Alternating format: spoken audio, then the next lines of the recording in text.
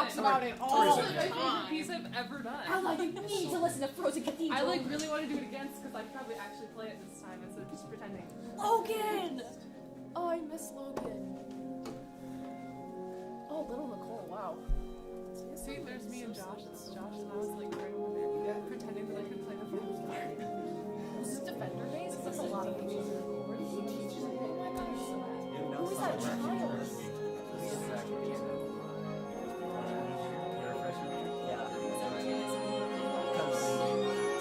The seniors now are freshmen there.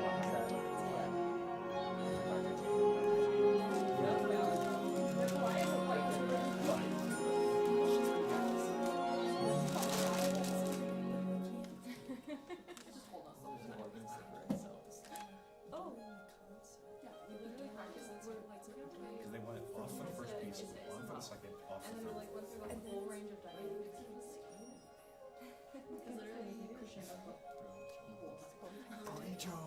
Is this for me to send? What's that? Is this for me? That's the special chair. Yes, And and you you don't have to get when send you did like the standard presentation like they do part the of whole class. chair, that's fine. Yeah. I just, I'm live streaming, so I sell it. Oh. I guess not. Yeah, see, this is where I really started dying because I could not. I can't Her name is Anna. Oh, I heard it. Is that, What was her Rediger? last name? Yeah. She's so I heard Left's number. See, And look at me. Rubio just You can. There's no life in this eye. Vibraphone. Yeah, I remember me and Josh being like, it's no. Is vibraphone the cool, like, first one when you, like, hit it up? When you plug it in. When I was a child. I think Wine Dark City is the only piece I've ever played where you actually plug in the vibraphone. I, like, turned around Usually I and, just like, don't pretend that it's. show us Liz! Oh my gosh, I miss these people. I miss these people so bad. And Clayton. So different. Do you remember? Did you? He was Clayton, right? Clinton Boss? No, Ehlers in the percussion section. Yeah, I don't need Jocelyn. Do you know Allison Ehlers? I probably know. You would know her. Yeah. She just wasn't, Yes. Right? That's her brother. Oh, That's her brother. Cousin Jocelyn. Well, folks, thank you guys so much for coming. I know many of you would be here normally anyway, or had we been meeting in our normal class time for advanced conducting, but I see a number of people that would not normally be here, so thank you guys for joining us. This is just meant to be an open forum. I'm going to be in the back because we are live streaming today, and I've sent out a zillion emails to band director colleagues and their students that, if there's some questions that pop up on the live stream, but it's primarily for you guys to ask John questions. I encourage you, if you do ask a question, speak up. He can probably hear you well, but these mics will pick up for the live stream so that anybody tuning in can hear you as well also.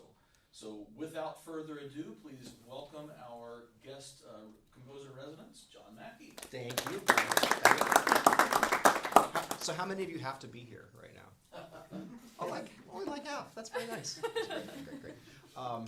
Yeah, so I think this is just like an open Q&A kind of thing. So you can ask whatever you want about whatever. I generally don't prepare anything for anything, so I have nothing ready to say. So you can ask whatever you want about anything, and you get a gold star if you ask first. I didn't bring actually stickers, but I have stickers at home. Maybe I'll send you a sticker.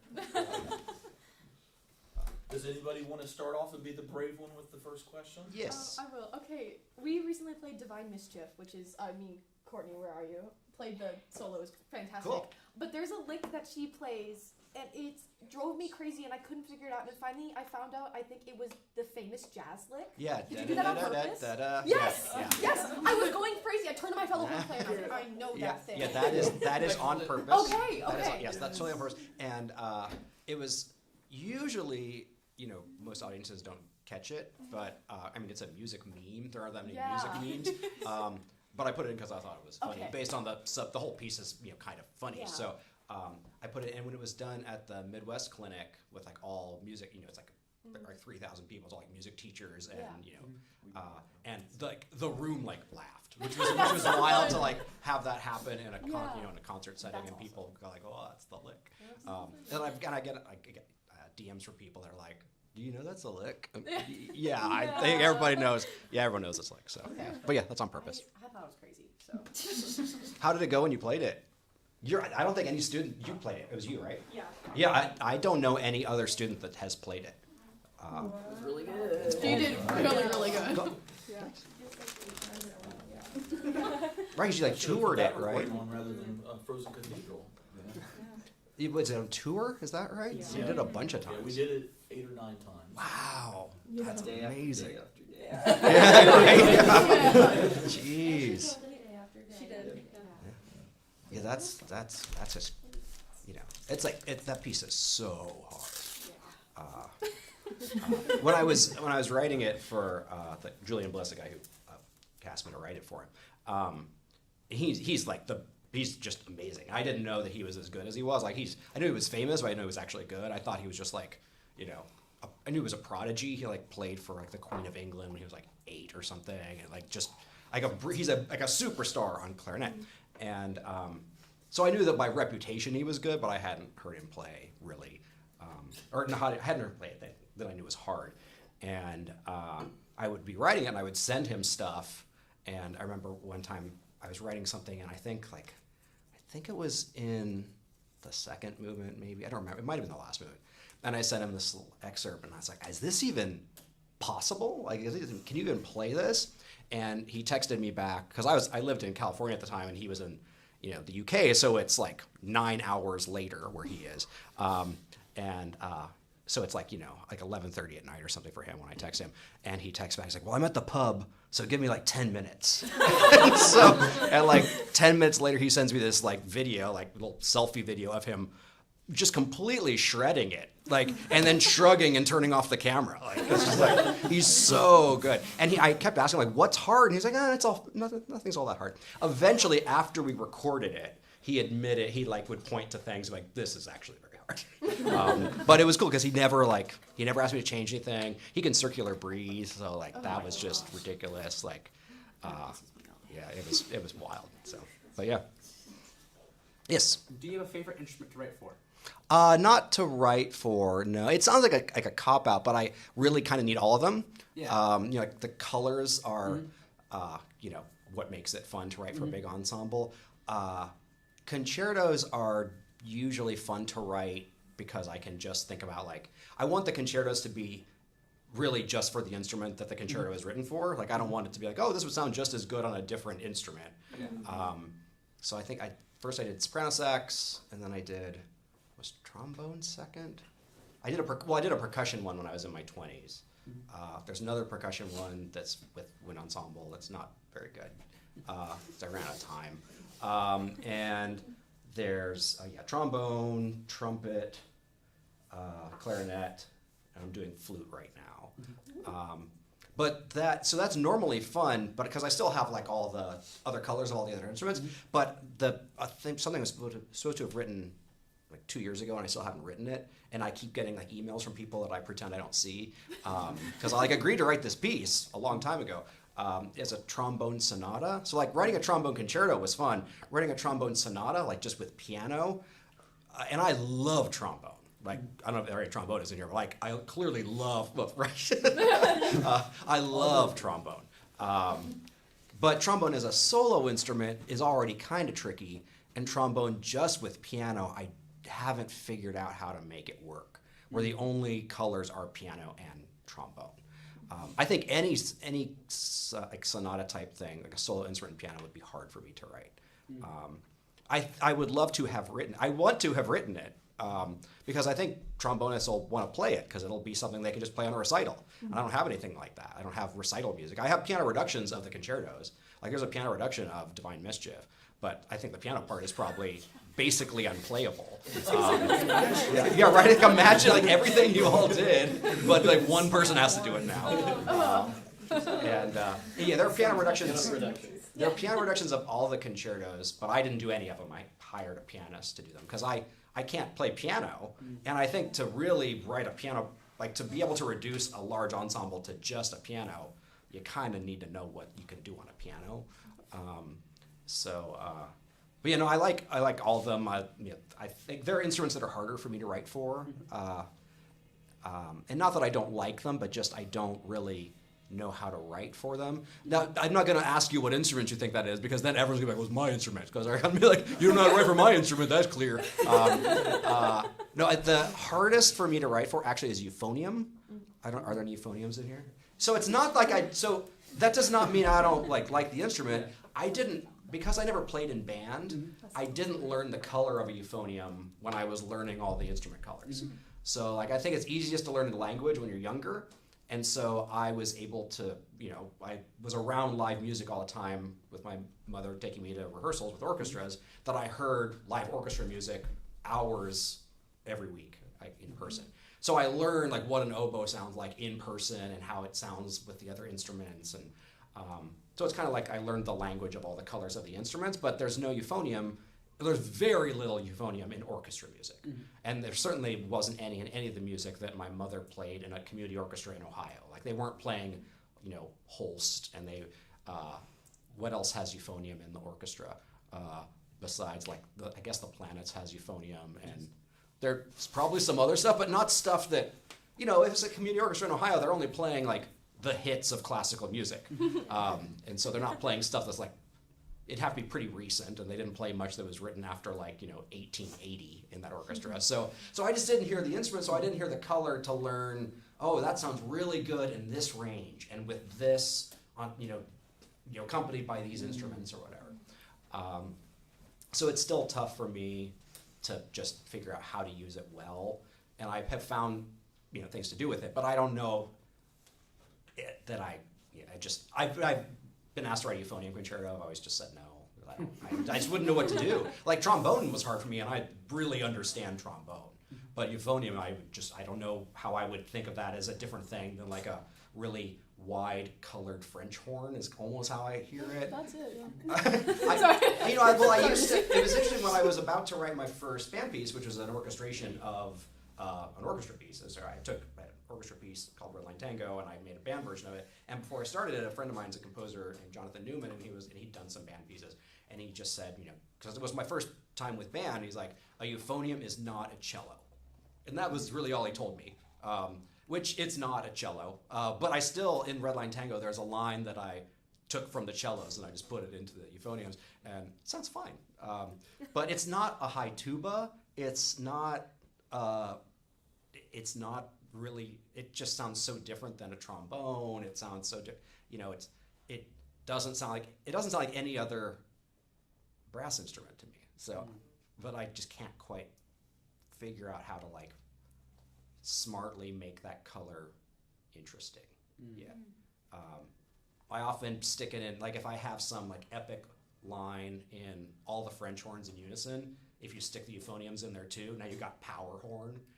So it will make a French horn section plus euphoniums just sound like a massive horn section. So that's a cool thing to do, but you can't do that all the time, so I just haven't figured that one out. But like, then how would you say, like, I say as a saxophonist, you write good saxophone parts. That's my opinion. That sounds like someone in here would disagree with you, but I mean, it's my opinion. It's not their opinion. Well, I'm just saying I really like the saxophone parts, and there's not any saxophones in the orchestra section. Is there? Oh, that's a good question. Yeah. Right. Why did I not struggle with saxophone? Yeah. Why don't you struggle with saxophones? Because they're not in orchestras either. Right. So I have no excuse then for the euphonium. Well, does saxophone sound like a different instrument to you then? Yes, saxophones, they aren't confusing because they don't sound like any other instrument. Saxophones are their own unique, like, choir in the ensemble. So it's not like I can't even think of a parallel. Like euphonium just sounds like it doesn't quite, I don't know what it doesn't really blend in an orchestra very well, but neither do saxophones. But I know what a saxophone sounds like. Okay. Because, I'm old, and so pop music in the 80s all had saxophone solos in it. So, like, I knew, a Careless Whisper, now I know what a saxophone sounds like. And my dad played saxophone. Okay. No. But my parents got divorced when I was 4, so it's not like I was around saxophone after I was 4. And he played in, like bars and stuff, like in bands that played in pubs and whatever. So that's a different sound than like using it in an ensemble. But I found that in the band, now it sounds like I'm pandering, but like in the band, the most useful choir is the saxophones because I feel like it is the most string-like of the band instruments. That it has maybe the largest dynamic range of any of the instruments in the ensemble. I feel like you can really blend from bari up to soprano in a way that doesn't quite happen with clarinets. You can do really quiet, really close harmony in saxophones that it sounds more string-like than the clarinets do. I think a mistake a lot of composers make when they do like band music is like, oh, the clarinets are like the violins, but if you take violin parts in an orchestra piece, you put in clarinets, it sounds terrible. But you could get away with putting more of it into saxophones, and I think it will sound cleaner, it will speak faster than the clarinets speak. And yeah, I love having really like crunchy chords, just like quiet in the saxophones. Is a really, really nice sound. And it's like I wrote my first concerto was a soprano sax concerto, and so like I listened even more to a lot of saxophone music, and that one is specifically soprano because there was a need for that kind of rep. There were saxophone concertos with band, but there wasn't really much with soprano saxophone with band. And now that piece is not standard rep, but a lot of students play it because the piano reduction is possible. So a lot of people play it on concerto competitions and at recitals. So a lot of students have played that by winning concerto competitions on campuses. So I love the saxophone, but I don't quite know why. I think it's just because it to me felt a little bit string-like, and that made it easier to like translate that in some weird way. Yeah. Like some of the other composers that we've had on campus, a lot of them have been like choral composers, and like hearing about their process and sort of what inspires them and like sort of forms the composing process is this relationship between the music and the text. Yeah, having the text cheating. drive things a lot. It's so easy to set text. But like how when you're writing for completely instrumental music, like how does that impact your process and yeah. First of all, you all have very good questions so far, so this is very fun for me. So I have done a few things. I have a couple choral pieces, and I have 2 big pieces that are for soprano and wind ensemble or orchestra. And those were much easier to write because I had really good text. And in all the cases, my wife wrote the poetry for all of them. And she had not written poetry before she wrote this first piece that we did together. And it was fun to set her text. It was also interesting to like fight with her about the text because with each piece that we have collaborated on, we got in fights about it. Where I was like, I don't think that's a good idea, and she's like, well, that's it though. That's the text. So, and in all those, and she had reasons for this, and I should have sent her the link for this so she could be watching. But Is this songs you're talking about, John? yeah, the song. So some of you might have been here when Lindsay Kesselman came and did it with NISO. This was 2-3 years ago. We did songs with the orchestra version. Yeah. And that one was the first big one that we did together. Then we did one, my mother had dementia, and I wrote a piece that was about her basically losing her memory. But the piece it tells the story backwards because another composer friend of mine named Adam Schoenberg was like, no one wants to hear the piece get more and more confused for 20 minutes. So he's like, tell the story backwards so that as the piece goes on, she regains her memory. And the text that my wife wrote for it is memories that my mother wished she could still share with me, which is just heartbreaking. And also, they were real memories because my wife, when she gave me the poetry, I was like, I did not even remember telling her all these stories about like experiences I had with my mother or my grandfather that that we all were together and things. And I had no recollection, but my wife is very smart and has a really good memory, and so she like changed all this into poetry, and then I had to set it. But I initially was like, this is terrible poetry, not as poetry, but I was like, I don't want to set this. It's too personal, is what I told her, because it was real. Every single thing that's in there is a real memory. She changed the year of my high school yearbook because she thought the year she picked sounded better musically. But that's the only, it's off by 1 year. But like, and I was like, that's not when I graduated. And she's like, yeah, but that sounds better. So, but everything else is like pretty accurate. And I got it and I was like, I don't want to set that. I think that's I thought it would feel voyeuristic for the audience to be like, this is so specific. Like, you know, the audience to feel like, oh, I shouldn't be observing this. This is like very personal, and my wife's like, that's why it's going to be good, because it's very personal and specific to a real experience. When you go to a movie, you're not like, that's not my story. Like, you know? So she's like, the more real it is, the more genuine and honest the music will be, and then that will speak to even more people, even though it seems like it's more specific. The more specific it is actually the more universal it is to the audience. So she was brilliant, and I pushed back, and we got in a fight, and she said, no, that's the text, you're just afraid of it. And so I said it, and she was right, and it's really a really good piece. I literally, for the first time in my life after I finished it, I went into therapy because it was so brutal to write. For like 7 months, while my mother was dying, I was writing this piece. So anyway, having text is cheating. That's so much easier. Otherwise, you know, I need a story or something. But it's way easier if the text shows you what the melody is. And I don't usually have that luxury. We've talked about her writing text and me setting it, even for an instrumental piece, and then taking the text away. My teacher from grad school, John Corigliano, did that he has a symphony that he wrote about the AIDS epidemic in the late 80s. And one movement is like an epitaph of it's all these names of people that he knew that had died of AIDS in the 80s. And he said it all, but the names are not said in the piece. And then years later, he made a choral piece and put the words back. But like that, you know, that for him made a very personal, and like that was easier for him to write it that way. I generally, as long as I can get my wife to come up with a good story, then I can just try to not write what sounds like a film score, but programmatic music is much easier to write. So even though Wine Dark Sea isn't beat for beat programmatic, it is absolutely based on. It's very inspired. Yes, yeah. So it's a lot easier to be like, oh, there's going to be a storm. Okay, well, I'll write storm music. And like, oh, everyone's going to drown at the end of the first movement. Okay, well, and that's some trombone glissandos and everyone drowns. And like, there are effects that I'm thinking like little snapshots of the story, and that's way easier than just sit down and try to hope you find enough notes to like tell a story. I don't know like how much of a tangent to go on. So my most recent big piece was a second symphony for band. That premiered in January. And with that one, I asked Abby, my wife, to come up with another scenario like she did with Wine Dark Sea. Come up with a story, and I'll set the story.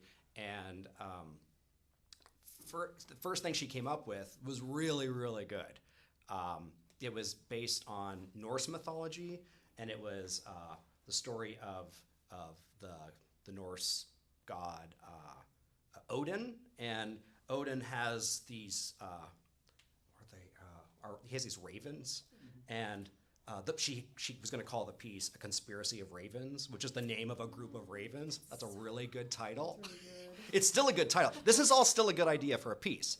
So it's called "A Conspiracy of Ravens," and Odin is like, I found out that these trolls or whatever have the mead of poetry, and I want you, my ravens, to go steal the mead of poetry from these trolls and bring it back to me so that I can create endless, beautiful poetry.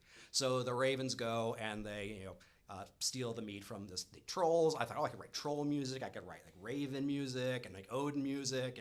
And what the ravens do is that they get the mead of poetry and they drink some of it for themselves and they create music. So, and I was like, that's a great idea. I could have like a movement that's like, here's what it sounds like now that we've like these ravens have discovered music by drinking this mead. But I just couldn't make it work. So I threw that away. And so I still have this idea, which will eventually be a good piece. But maybe I should do that with a flute concerto now that I think about it. Anyway, so That'd be. Sorry. it's not bad, right? That's kind of not bad. Anyway, so I gotta go. I gotta go back to my room and like. Get up a computer right now. But I couldn't get it to work because I was just burned out on band when I started writing it. This was like a year ago. And I had just been to a band conference and heard all these big like 20, 30-minute pieces, and they all sounded the same to me. And, they were all just like everything was loud just to be loud. It wasn't earning how loud it was. It was like there was enough contrast. There was nothing. It wasn't interesting enough for me to like stay interested for 25 minutes. And so I went home and I was like, I hate symphonies for band. They're all terrible. And now I have to write a symphony for band. And so I had this idea from Abby and I tried it, but like everything just sounded dorky. But everything that I would have written at that moment would have sounded dorky to me because I just decided I hated band. Because I've been writing band music for 20 years and been to all these band conferences, and I hear a lot of pieces by younger composers that sound like they have heard a lot of my music, which is very flattering, but like you hear like a lot of variations of like, well, you wouldn't have written that if you hadn't heard Asphalt Cocktail or whatever piece. So I was like, I have to write something different that doesn't just sound like me doing an impression of myself, which is what everything I was writing sounded like. And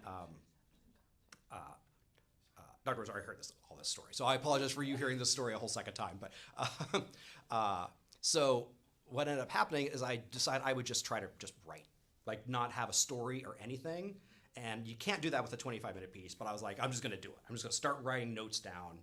And there was pop music I was listening to at the time, and there was a pop song that I really liked that started with this super weird chord, and it was just like a 4-chord going to a 1-chord, but it was like a very altered 4-chord. Oh, I can actually play for you, can I?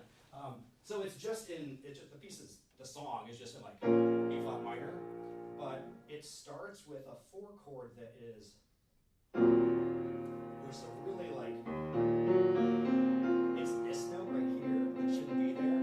So it's an E flat minor chord, but it adds the 6, which is just weird, and then it resolves to just the 2nd. So there's no 3rd or 5th or anything. So it's just 4, but weird 4, 1, but no 3rd or 5th. And I was like, that's cool. And so I was like, I'll make a piece about that.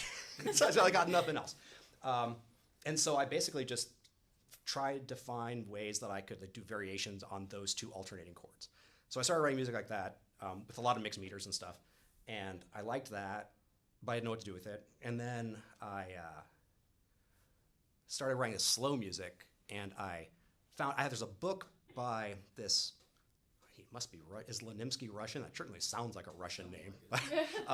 Nicholas Lenimsky has this book of scales and patterns that's basically, it's just like 200 pages of synthetic, like made up scales and patterns. So it might be like, go up, it might be as simple as like go up a whole step, go down a half step, go up a whole step, go down a half step.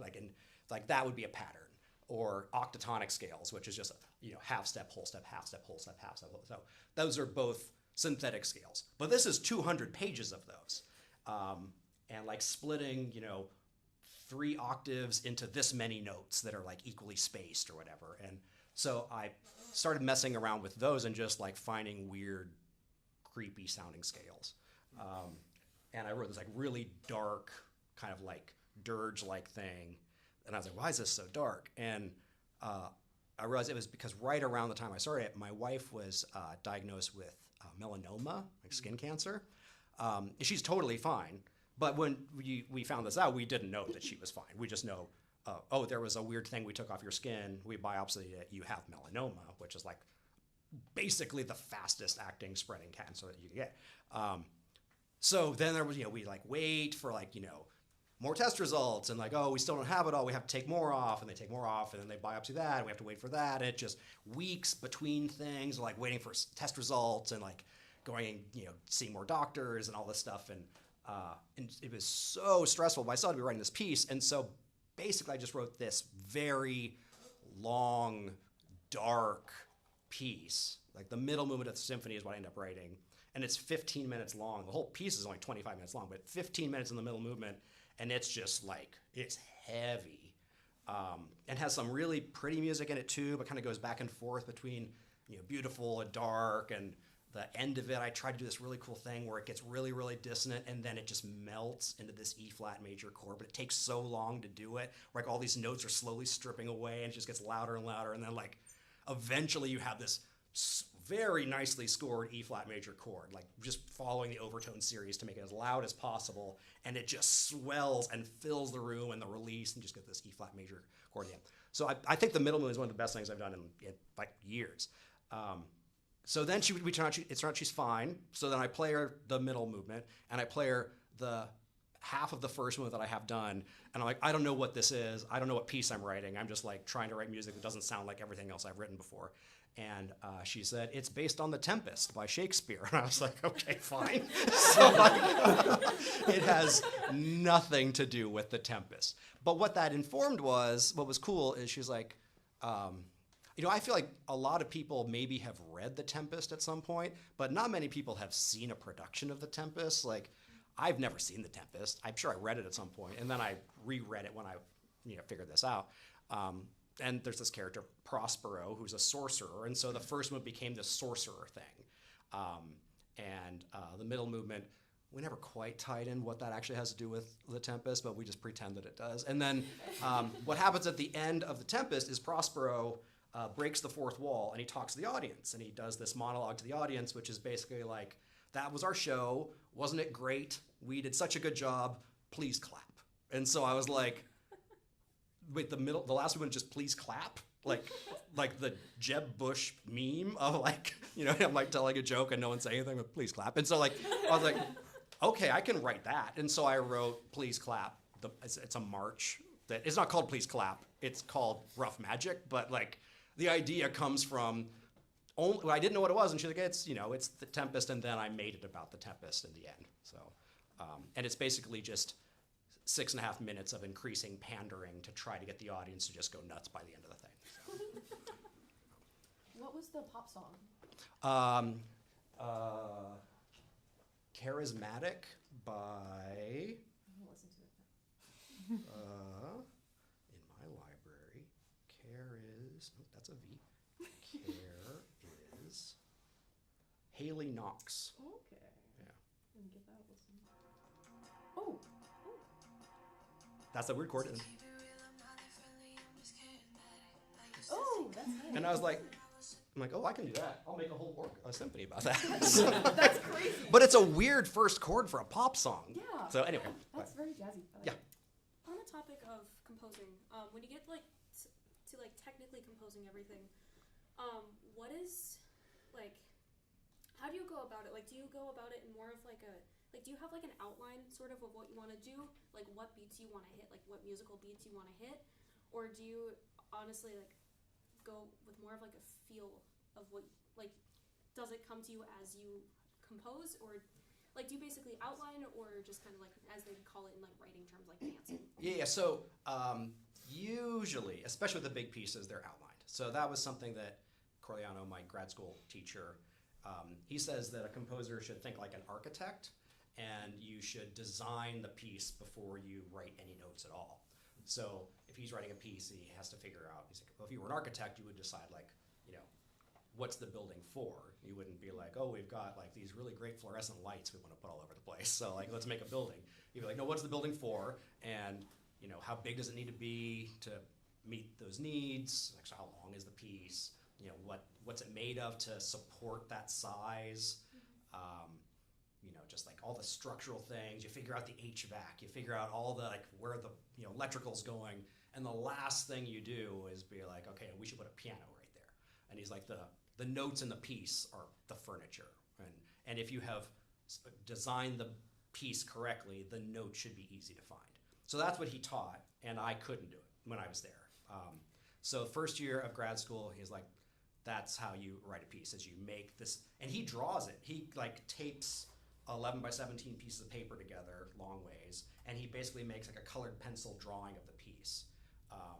He has a 3-hour opera that he did for the Metropolitan Opera years and years and years ago. But he showed me the opera, and it's this is 3 hours long, and it's all these colored pencils thing, and there's gonna be an aria here about this, and there's crazy things gonna happen. So he has general ideas, but there are no notes, and maybe he has a motive or oh, there's this 3-note motive I'm gonna use, and he might write that down. But there's no, it's not supposed to be the notes. It's just supposed to be, here's how big it is, here's the shape of it. And so I tried to do that, and I was just like writer's block my first year at Juilliard, because I was like, all I knew how to write was in undergrad. I would, come up with like a motive or a tune or something, and I would, mess around with it until I was out of ideas, and then that piece was done. And that means every piece was like 3 minutes long, because after 3 minutes I was out of ideas. And he's like, yeah, but you're eventually going to have to write longer pieces, and you can't just sit down and write, and then when you're out of ideas, you're done. So I can do it if I'm writing like a middle school band piece, where the structure at most interesting is probably going to be like ABA or something like that, or an arch structure or whatever. There are not that many structures that in a 4-minute piece make structural sense so that the audiences understand what's going on. And so it's easy then, but when you're doing like a 25 or 30-minute piece, or even an 8-minute piece, it has to be planned out. So like the Frozen Cathedral was a very thorough planning before I wrote most of it. How many of you played in Frozen Cathedral? So, Sarah, that piece basically is, like, I knew that it had to have a big ending, and it was called The Frozen Cathedral because I had the title first. And as soon as I heard the title, I'm like, well, I can make a piece called The Frozen Cathedral. So that was the first step, is that's a good title, The Frozen Cathedral. And I knew it was supposed to be, 14 minutes long or something. So you do the 14-minute long thing. And I knew that it was going to, they wanted it to be this incredible concert closer. They wanted to be, we wanted like the greatest closer ever written, but also in memory of the conductor's son who died of a drug overdose. So it had to be a combination somehow of like the most unimaginable loss, but at the end of it, the crowd's like, yeah, though, but still, I mean, it's still pretty good. So like, that's a very tough balancing act to do. So I decided I would write, since the ending was so important, I would write the ending first. And so I wrote the last 30 seconds of the piece first. Because with a big piece like that, where it's gonna be, like, I want it to be this build to lead to this ending.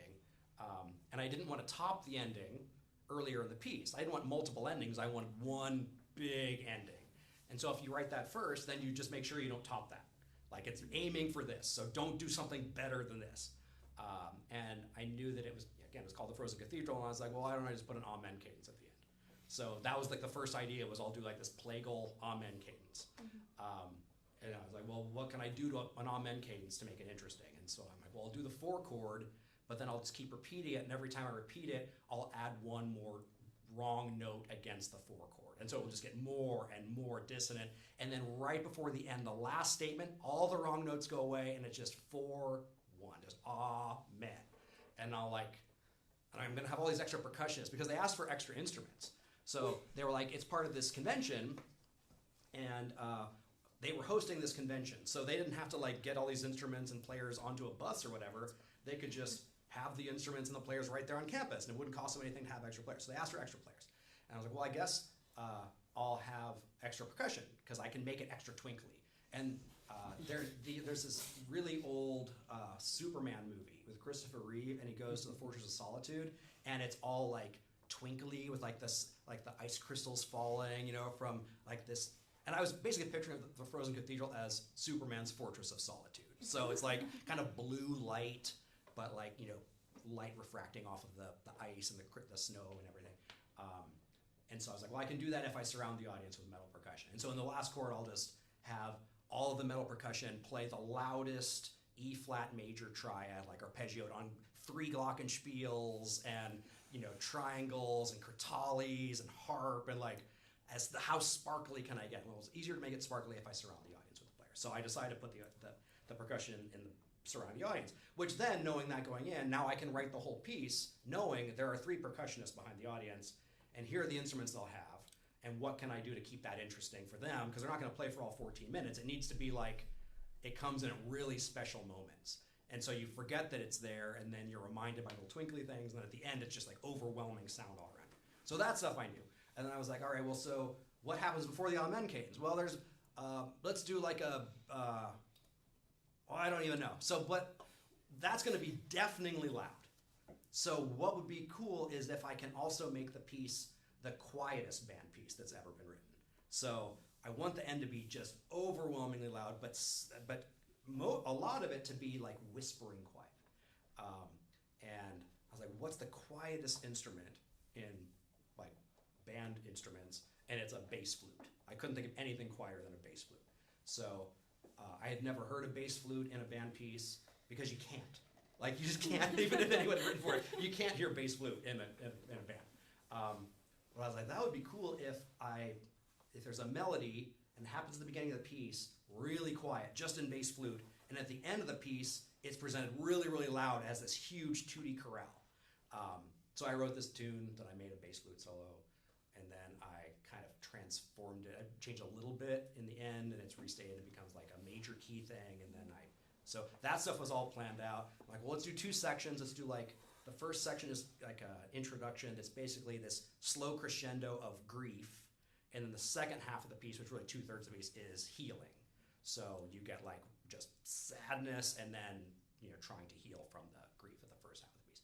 So I had those big structural things in mind, and then I had the tune that the bass flute plays over here, and then over here it plays loud. Then I just kind of pieced it together.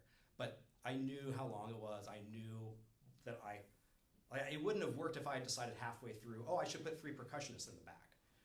Because then I'd have to reverse engineer, why are they back there?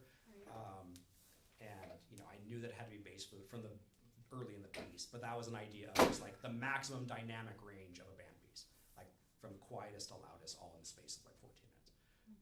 So all that stuff is planned out, and that's why I think that piece is works really well. Is structurally the audience understands what's going on. Like, it's 14 minutes long. It's not doing anything programmatic, but they might recognize, the bass flute comes back after the first big crescendo. Like, that weird instrument is back. So they know, they're like, I remember that weird instrument. There it is again. And then they learn the tune. You teach the audience the tune, and then it gets really big at the end, and they feel like they went on some kind of journey. So that one's like one of the better structure of the pieces that I have. But sometimes I do what I did with the Second Symphony, which is not the way to do it, which is I just wrote, and then my wife fixed it for me. So. Yes? Do you have any pieces that you really enjoyed writing, but you don't like how they turned out? Or that you really didn't like writing, but you really like how they turned out? That's another interesting, good question. I don't know if anyone has asked that. You know what? I think the pieces that I didn't enjoy writing are the pieces that don't get played. I think generally the audience knows, or the conductors know, or whoever makes those decisions.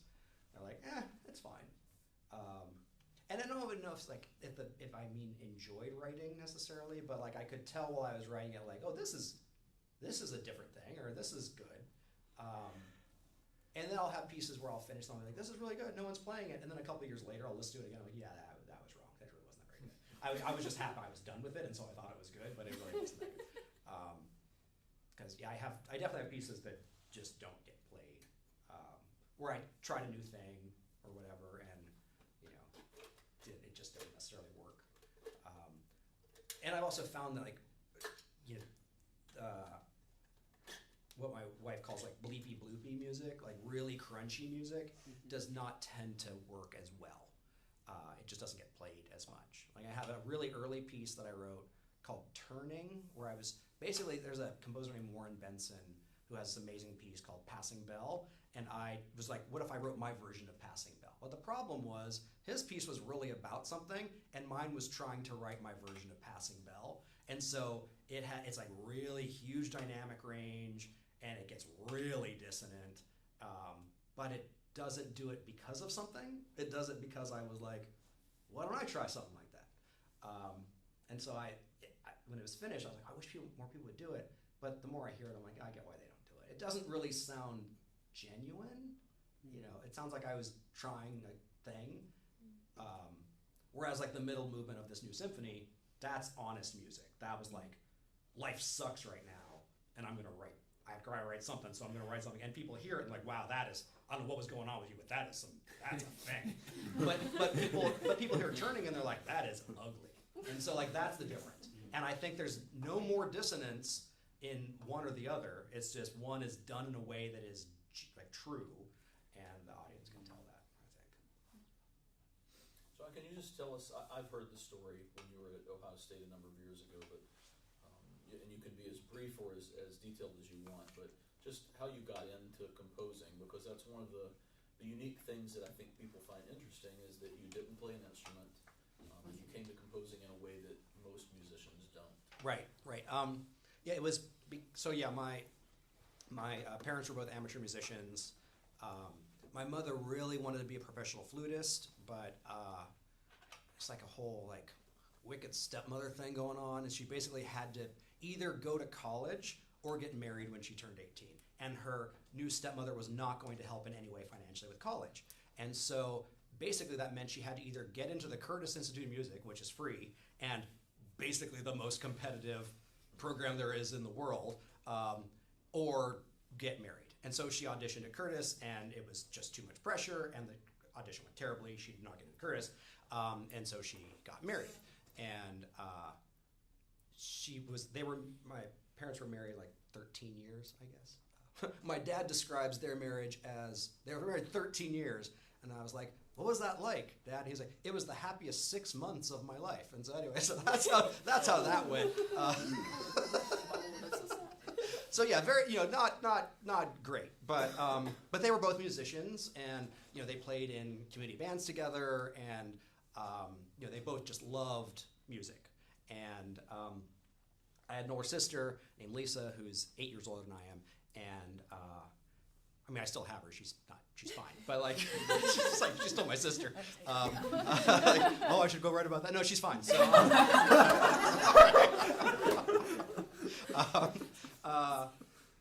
When she was really young, we had a piano, and they would try to like get her to play the piano, like teach her to play piano, and she hated it because she just didn't like the pressure from her parents of like trying to learn an instrument. So they tried various instruments on her. She was not interested, and basically just decided she didn't like music.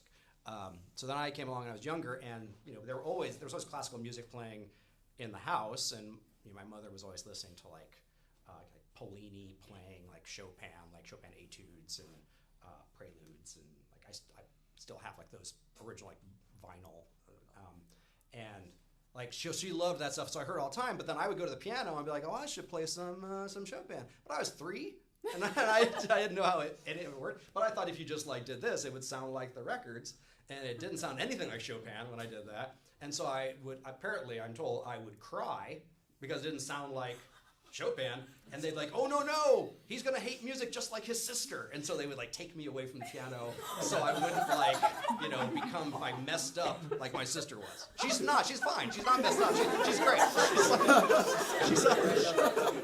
She's a lovely person.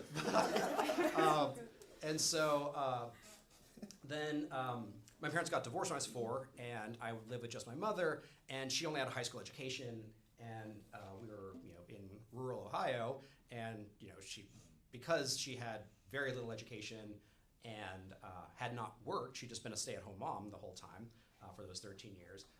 It was very hard for her to get jobs, and so we were really poor, like welfare food stamps poor, and like living in hotels and stuff. And so, but she still wanted to play in community orchestras, and so every Sunday she would play in the town's orchestra, and she would go. And she couldn't afford a babysitter, so I would sit in the back of the high school auditorium where they would rehearse for 3 hours every Sunday night and hear the community orchestra rehearse. And then on Thursday, she sang in church choirs, and I would go every Thursday night and sit in the back of the choir room and hear live choral music for a couple hours.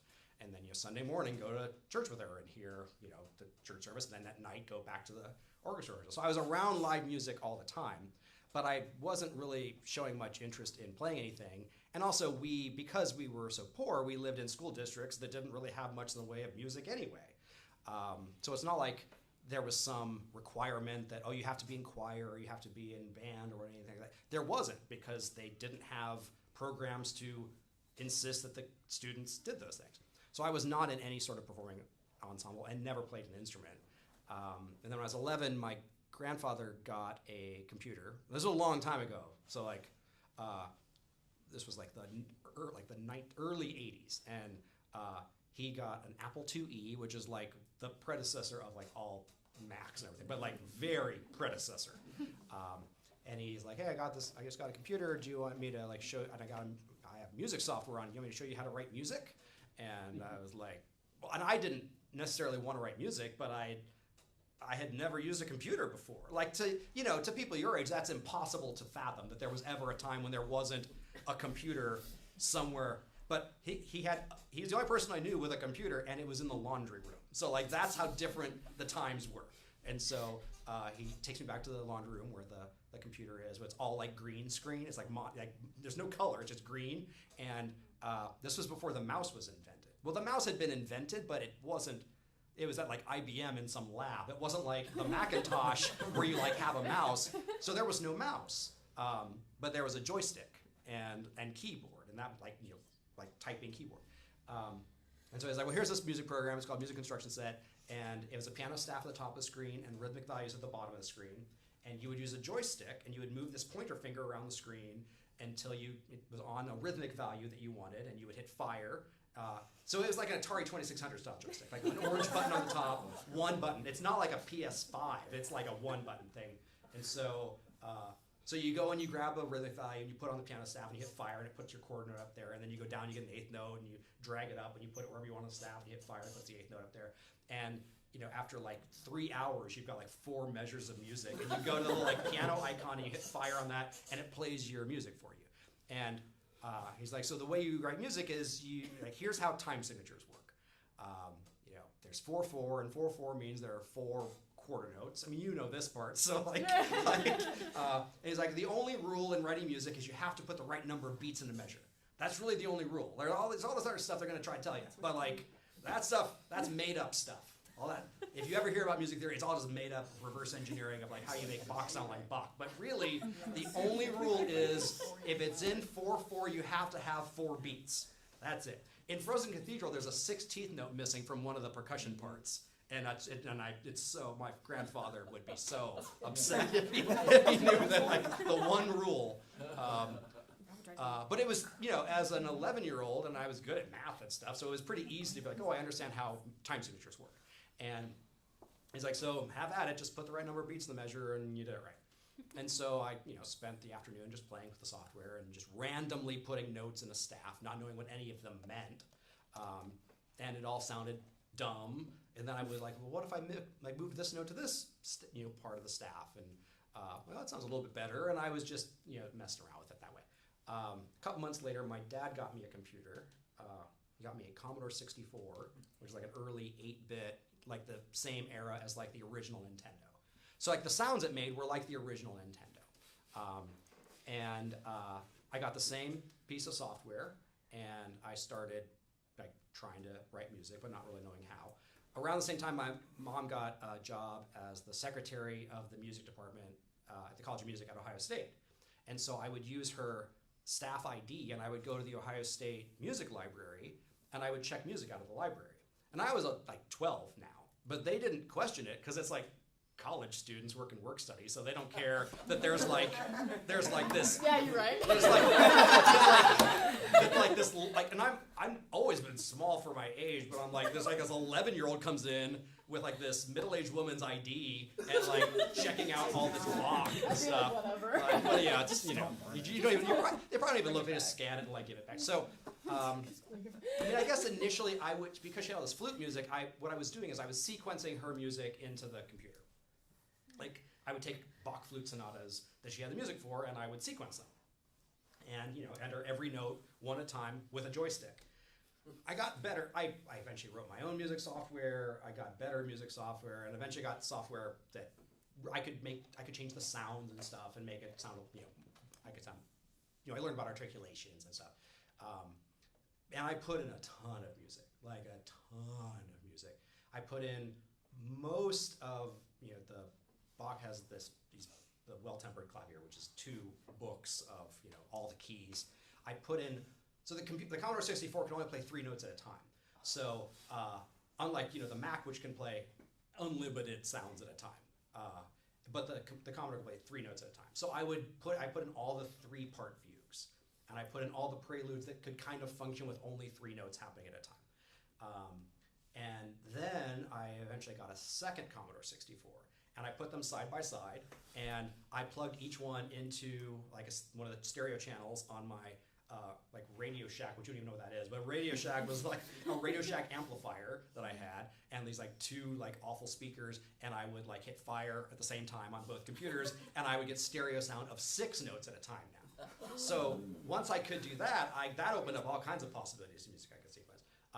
I sequenced all 6 of the Bach-Brandenburg concertos. That's 90 minutes of music, like actual playing time, 90 minutes of all the Bach-Brandenburg. And the computer doesn't know what instruments, they don't know what an instrument is at this point. Now in the software, I can just do a drop down and be like, nah, it's this instrument now. And it transposes it for me, and it does all the stuff. It changes the sound libraries. This was not like that. I had to put in the pitch that was going to sound.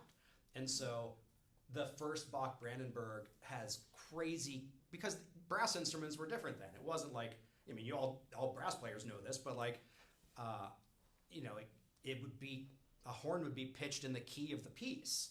And so you would look at, you would look at some note on horn, and it would look like it was a C, but it's not even an F, because it's not horn in F. It might be horn in like D or some weird thing where they like put on different crooks or whatever to like change the, but I had to just figure out what note you're gonna hear.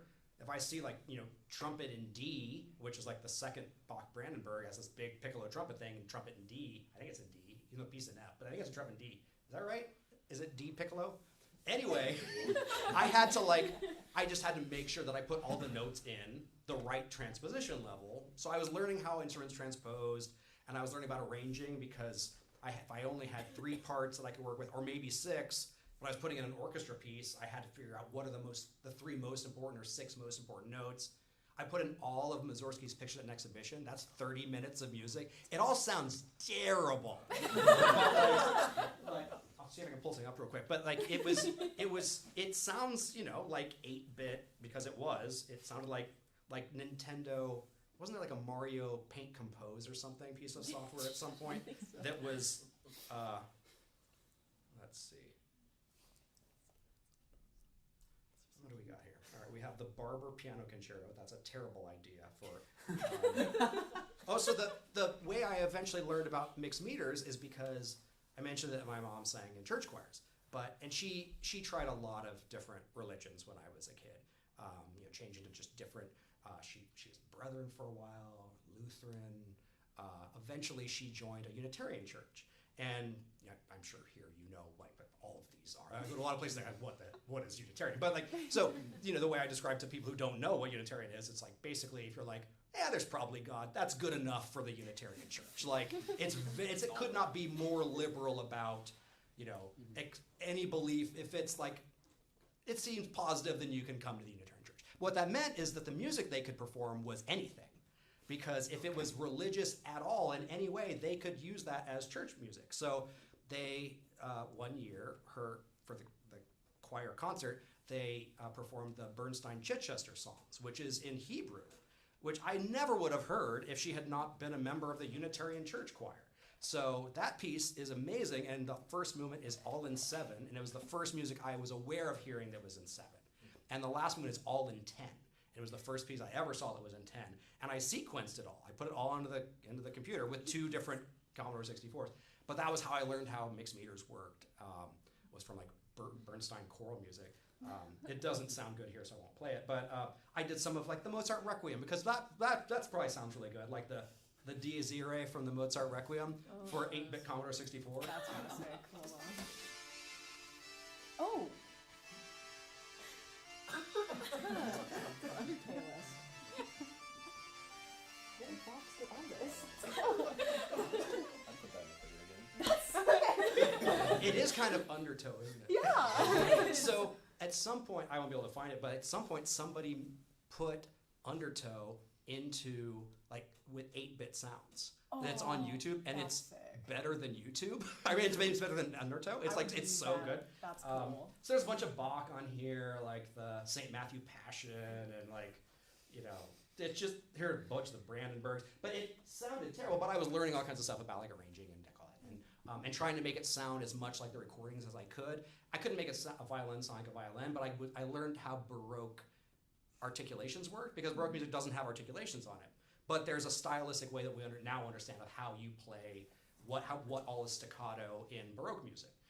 and a lot of stuff is staccato in Baroque music. And so I would code it, but I would, make all the eighth notes sound at 50% duration of whatever it said on the page or whatever. So to try to make it sound more like authentic performance style for an 8-bit computer that makes no sense. But so this is why I was spending just so much of my time doing that, and was also trying to write music. And the music I was writing basically sounded like bad versions of the stuff I was sequencing. So like I wrote a bunch of fugues, but I didn't know what really made it a fugue. I just knew, because I hadn't had any theory yet or counterpoint, but I knew what a fugue sounded like, so I would try to make something that sounded like a fugue.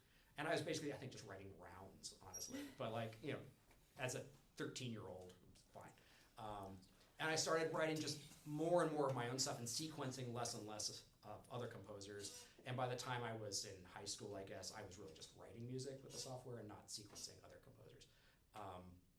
And that was how I learned how to write music, was sequencing, stuff that I checked out of the music library. So that was the story. What else you want to know? So how did that work as you finished up high school and decided, hey, this is something that I want to do for a living? You alluded to it a little bit in one symphony the other day that getting into a college when you don't play anything. Yeah. To do music is a bit of a challenge. Yeah. So my junior year of high school, I went half the day, maybe every day. There was like a performing arts, like vocational school, basically, in Columbus. I don't know if Fort Hays exists anymore, but there was like this. You'd go to your regular high school in the morning, and then in the afternoon, you could go to a vocational program. But there was one for music and arts, and so I went to that. I only went for half the year because it was a bit like a waste of time. But I went, and there's a composer named Russell Peck who had written a piece that Columbus Symphony was playing. And so he was a guest at this vocational music school that I was going to. And he, like played recordings of his music and then did a Q&A. And I was like, I think I want to be a professional composer, but I can't play any instruments. Is that going to be a problem to get into music school? And he was like, yeah, that's going to be a problem. Like, you kind of have to be able to play an instrument to go to music school. And I was like, well, shoot, I guess I have to learn an instrument before auditions for music school next year. Because this was like March of my junior year of high school. And I'm like, I guess I'll learn.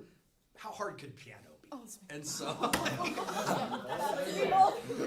like the worst one to pick. I didn't know that. I should have picked saxophone, but I didn't know that. You're not wrong. I'm sorry for that. No, I wish I'd picked something other than piano, but I thought, well, as a company, I had a digital piano, and I used it when I was writing, so I was like, I knew I could like find chords and stuff. I just couldn't play it. And I also got terrible like performance anxiety because at this Fort Hays like community thing or vocational school, I would like write something really, really slow and really, really easy, and we'd have to like play our stuff like for the other music students. And I got so just terrified like performing in front of everybody I knew. So I hated that. But I was like, okay, well, I'll take piano lessons. And my German teacher's wife taught piano, so I like started taking piano lessons that summer. And I stuck with it for like 2 months, and I was like, I hate this. I hate practicing. I hate like everything about this. And so I stopped, and I was like, I wonder if there's some other way I can get into music school, because I'm clearly not going to get good enough to audition on an instrument. But I wasn't. Then I thought, well, maybe I shouldn't even do it. So like beginning of my senior year, I thought maybe I won't go into music. Maybe I'll become an actor, because I was really active in drama club. That was like the only thing I did in high school. Was I was writing music at night, but nobody cared or knew about that because that was just my own little fun thing at home.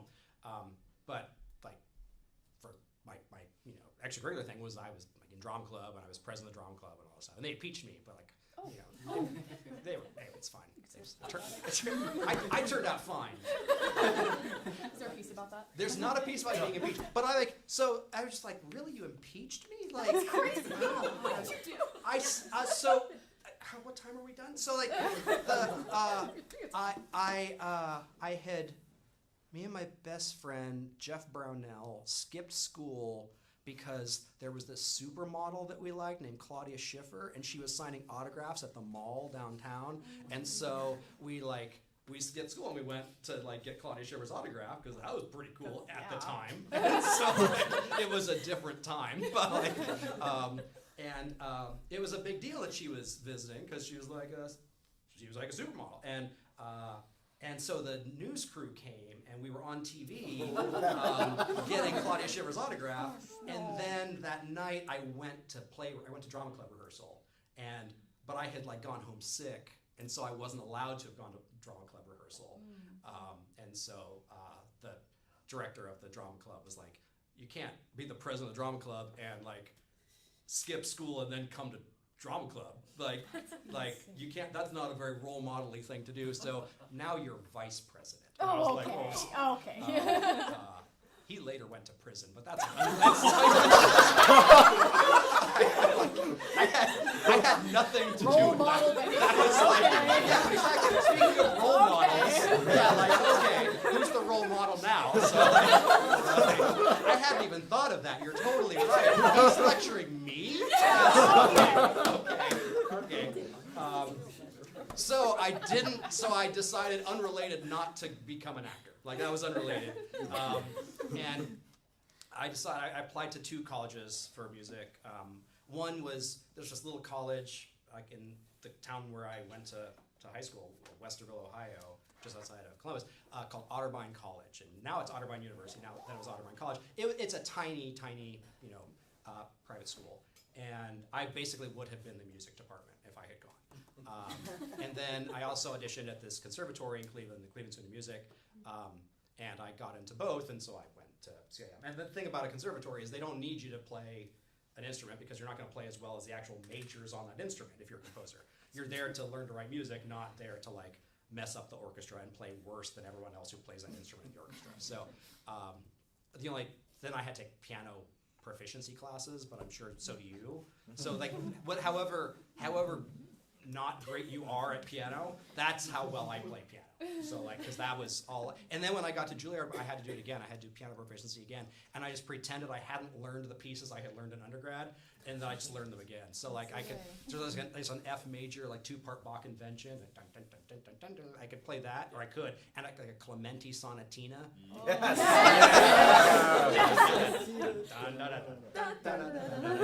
Yeah. So those are the 2 pieces that I could play at one point, and I learned them twice. Yep. That's the rule. Yeah. I don't never sing this in my life. Anything else you want to know? Do you have a favorite piece you've written? I mean, right now it's that new symphony because it's new and I'm not tired of it yet, and I've only heard it played well so far. So I've only heard it 3. It's only been played 3 times.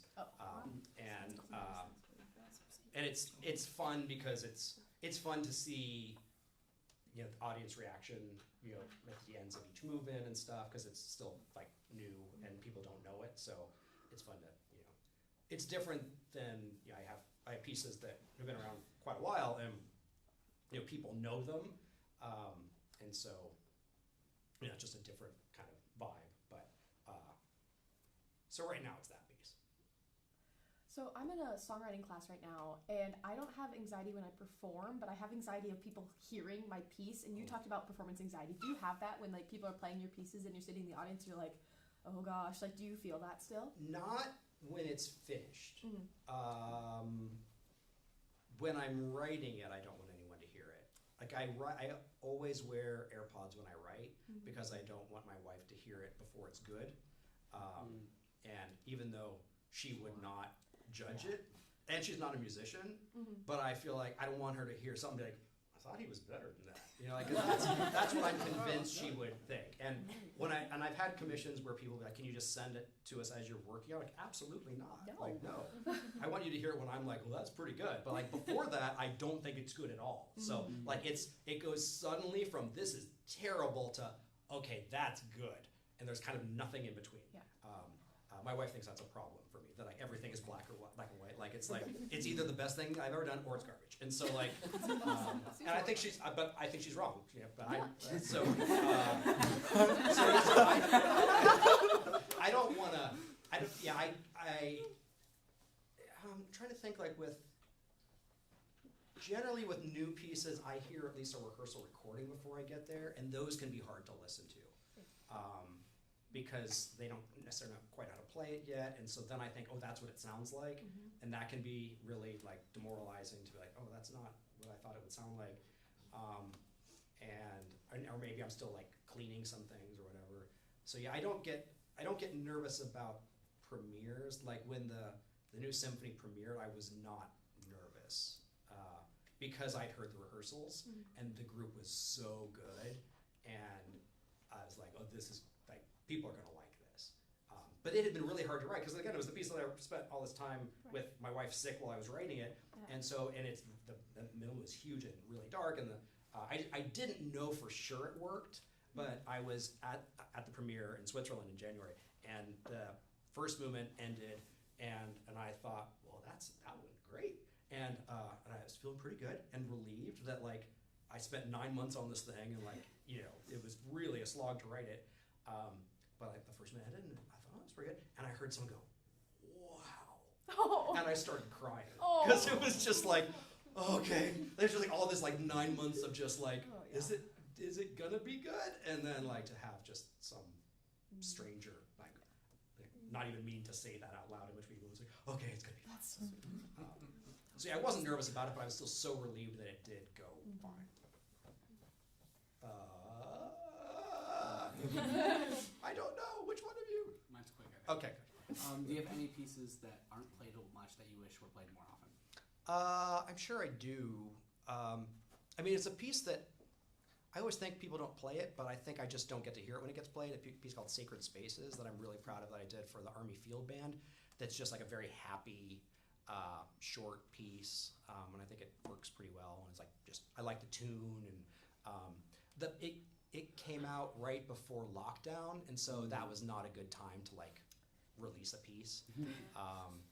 So yeah, that's probably the main one that I wish. But then I look at my calendar and some people are playing it. I just don't get to hear it. So the other piece that people don't play, I think generally, like I was saying, they're usually kind of right. So yeah, all right, what else? Yes. What's your favorite part of Wine Dark Sea?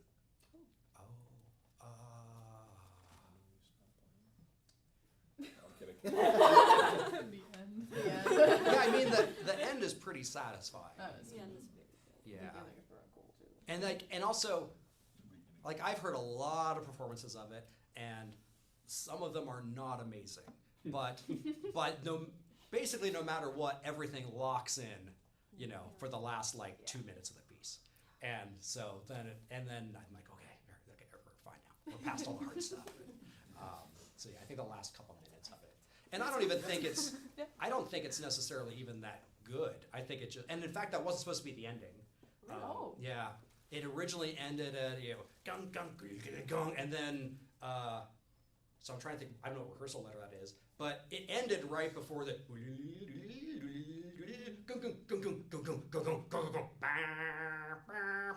that wasn't in the ending, that wasn't in the piece. Really? It ended right before all There's that. like 2 minutes. Yeah. Just like 2 minutes of the piece just like cut off. Yeah. Yeah, because I love the callback to the original. Well, and the restatement of that main theme, I think that ties the whole thing together. So what happened was I wrote the second movement and the third movement as I just described it, which didn't have the ending. And the University of Texas did a workshop of it for me. And they were premiering it at this big convention in February, and then they were taking on an around the world tour that summer. Like literally we went around the world. They played it 13 times. So that was already like programmed in. And I was working on the first movement, and I was so over the piece. But they played, because I wasn't done the first one, they played movements 2 and 3, and the crowd response at the end of 3 was crazy. And that was not the real ending yet. And I was like, oh, that third movement's really good. But, and I was still finishing the first movement and really struggling because I was just so tired of working on this piece. And I called Jerry Junkin, the conductor who premiered it, and I was like, so that third movement, I think the second movement's pretty good, and the third movement is like very satisfying, but there's supposed to be a fourth movement because at the end of the third movement, he's not home yet. And like the whole idea of the Odyssey is he goes home. Like it's his journey to get home, and he has not gotten home. And I'm like, Jerry, this is gonna be like 30 minutes long. I haven't even started the fourth movement where he gets home. Because he gets home and there's this whole thing where like his wife is like dressed like in like cost, like just like try not to be, it's a whole complicated thing. And I was like, that was all gonna be written. And I was like, I don't know how to top the third movement with a fourth movement. I just don't know how to do it. Also, who wants to hear that much music? Like, I don't want to hear 40 minutes. 30 minutes was plenty, especially when you're like, well, the end of the third movement was good, and there's a whole other movement. And Jerry said, well, you can end with the third movement, but you need to end the third movement like the end of a symphony, not the end of a cool movement of a symphony. And you just sound like the end of a symphony. And I was like, okay, so I guess I'll find a way to put some coda on the end of it that hopefully sounds like the whole piece is over. And all I could come up with was to put the tune from the first movement at the end of the third movement. And I did it, and I hated it. I thought it was so obvious and cliche and just like this stupid tune again. And I just like, and I think I was just getting depressed because I was so over the process of writing this piece. And so I remember like finishing and saying, oh, like that is the stupidest, like laziest, like it's so bad. And then I heard it in person. I was like, that is like, that is very satisfying. Like, you know, because sometimes like the obvious thing is the right thing. You know, like the audience hears it and they recognize that too, and they're like, oh, so this must be it. That must be home. You know, in the distance. And so that worked, and then that became the ending of the piece. But it was not when I drew out the structure. That was not the end. That's a cool story. I've never heard that before. Yeah. That's awesome. Yeah. Guys, we've got a couple more minutes. Anybody got another question? This is sort of philosophical, and you can take it any sort of way you want and make it as short as possible. But like, I've heard other composers talk about like the relationship they have with their music and sort of describing it as like it's not like this is something I made that's mine, but it's like something that like I brought out for other people. Sort of like, how would you describe like is your relationship with your music and like how composers should think about the music they make? Oof, wow. All the questions are so good and not questions I've been asked. So the cool thing is that I don't know where it comes from. Like, I am, you know, this is a very devout place, and I'm not raised to be the kind of like, I think I'm spiritual, but it's like, it's a weird thing to feel like, I don't know how I did that. Like, I don't know how to do that. It was just there one day. And it was like, and often with the pieces, it feels like I have to find it, and it's in there, and if I work at it hard enough, I will find it. But it's like it was always there the whole time. And it's a weird, like, I don't remember writing it necessarily. I remember struggling. I might remember like, oh, I remember I liked that when I came up with it, but I don't remember how I figured it out. I don't know where how I did that, and I can't replicate it. Then I'm always nervous I won't be able to do it again because I don't know what allowed me to do that, and I'm always afraid it won't allow me to do it again. Whatever made that possible, and so it's like a weird. Like I don't know how to describe it other than I'm so grateful that it exists. And I'm so often, and this sounds kind of gross, I'm sometimes just really like, it's like humbling and like I'm impressed that I could do that. Like I'm like, how did I did something really good and I don't know how. And so it's just a wild, like, just like, I hope I find something today. And then some days I don't, and then some days I just do, and I don't know what the difference is. And then like, and it's also very interesting to see like how different people respond to like how they recreate the pieces, because once I write them, they're not really, you know, if I'm here, I'm gonna like nitpick and stuff and try to get to sound like what I had in my head, or like to try to make it the best version of what a group, you know, is trying, the direction they're trying to take it. But there's also this thing where it's like, well, not really my piece anymore. I don't even remember writing it. So like, you know, I know what I want it to sound like because I think it'd sound good if it did this, but it's also like, you know, it was almost like something just happened and it just, like, I do not want it to sound like I'm describing some like divine experience, like something, because I don't want to believe that like, I don't even know what I'm trying to say. Like, it's just, it's so weird to like, wow, there's a thing that I somehow, something passed through me and I made this thing. It feels transcendent. Yeah, but I don't want to make it sound like I've been chosen to do that. Like, that's what I'm hesitating on. Yeah. I don't want to be like, oh, someone somewhere is being like, all right, you get to do write the cool thing today, because that feels like, oh no. Like I don't deserve that. That no one would pick me. So it's like I can't explain it. I'm just grateful that it happens. That's a really cool question. Yeah. No one's ever. That's really interesting. Because there's Before like you did, you get to Michelangelo ask yours, I noticed you had seeing your the statue in the stone No, before he but carves it's it out. He's like, I'm Sure. just bringing it out. Yeah. It's like this music is already out there, and I just need to like find it. Yeah, and when it's interesting because when I'm really struggling on a piece, and then I figure out I'm never gonna get this transition, and then I find I'm like, that's the most obvious. Of course, it was there the whole time. The material I'd already written the music showing me exactly what I needed to do. I wasn't supposed to make something new to connect these things. I'm like, it was always there. I just wasn't looking at it. I didn't see it. It was right in front of me. And that's how the best stuff feels when I write. I'm like, well, of course that's what it should do. But there's a lot of time spent like, I'm never going to figure this out. And I think the best way for me to find it is to stop freaking out about it.